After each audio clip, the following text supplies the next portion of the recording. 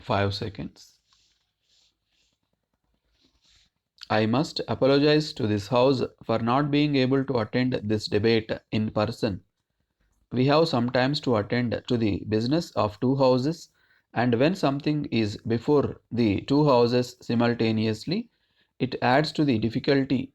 I have tried to keep in touch with the debate and have read reports of some of the speeches, both here and in the other house. It is my duty to listen very carefully to the criticism that is made and to the suggestions that are made.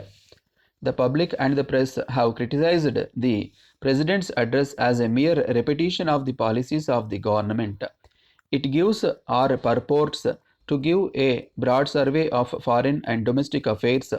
Every government should have an integrated outlook consistent with its foreign and domestic policy. We are not in charge of the world, and the other countries do not necessarily carry out our dictates or follow our wishes. A policy which was idealistic and advanced in the 19th century may be out of date today. All of us have been hurled suddenly into the middle of the 20th century, irrespective of whether we wished it or not, but our minds lag behind in terms of the past. At the end of the last war, we saw two mighty giants rise among the nations, the United States of America and the Soviet Union. Other countries are far behind them in terms of power and technological growth. This situation has upset all the old balances, yet I find people still talking in old terms without realizing or appreciating that nothing in the world of today can remain static. The situation in the Far East is also completely different from what it was in the past. I merely mention this to point out to you that we must be alert about the changing conditions. The application, the implementation, and the working of our principles and ideals depend on external circumstances. Those circumstances are hardly ever wholly in our control. We have to accept things as they are. Everyone here would like to build a new world according to his heart's desire. Similarly, we also aim to go in a particular direction, but it is not always possible because we cannot ignore certain factors, much less in a democratic society. Of course, rapid changes consistent with the aims of a government can be brought in a country even though the wishes of considerable numbers of people have to be disregarded. But such a thing is conceivable only in a particular type of political and economic setup where one group wields supreme power. When honorable members accuse us of complacency, I feel that they have little understanding of how my mind or that of my colleagues functions. Even if we were so foolish as to be complacent, the circumstances we have to face make it impossible for those of us who are in responsible positions to be complacent. I cannot speak for those who are responsible for the government of other countries, but I can certainly speak for my colleagues and for myself. I want to tell you that we approach our problem in all humility of spirit and with feelings utterly devoid of complacency and smugness.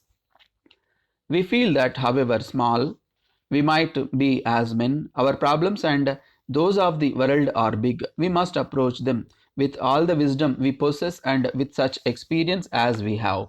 Although we have to advance step by step, we must constantly be on the alert so that we can change our step wherever necessary. We must always take counsel with others and never forget to maintain the spirit of humility. I am anxious to seek help and guidance in every important matter that comes up before this house. Apart from such knowledge, most of us have been conditioned by India's national movement and have a common background of thought and approach to problems. Many of us, thus conditioned, subsequently took different paths and we were entitled to do this.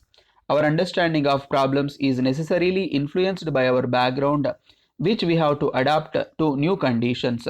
Having once been part of the nationalist movement, we cannot possibly think of functioning negatively Of course, negation inevitably had its place during our fight for freedom. But now that we are building India anew, it is imperative that we function positively. Honorable members of the opposition will realize that positive functioning is more difficult because one wrong move can expose the country to danger. Independence has meant added responsibility besides our own. We have to try and help solve the problems of the world. Not that we wanted to interfere with the affairs of other countries, but in the present circumstances, it cannot be avoided. A multitude of political, economic, and social issues demand consideration in our own country. Large numbers of these problems had been overlooked for generations, but when foreign rule was removed, the problems were added to the old ones. We are supposed to solve the whole lot of them at once. It is not possible to consider our problems in a vacuum, nor is it easy to decide what is right and what is wrong. A country's foreign policy is really a collection of different policies, though they have a common basic outlook. When we deal with America or England, we have to deal with the peculiar circumstances that obtain in the country concerned, as well as with those in each of the rest. No single broad rule can apply in every case because the nature of our relationship varies with each country. The only rule we can lay down is that we shall try to be friendly with all the countries. Finally, a foreign policy is not just a declaration of fine principles, nor is it a directive to tell the world how to behave. It is conditioned and controlled by a country's own strength. If a country talks bigger than it brings little credit to itself. It is easy for you or me to lay down beautiful maxims, but if that is done by a government or nation, it would probably come to nothing. We achieve nothing except the satisfaction of having made fine speeches.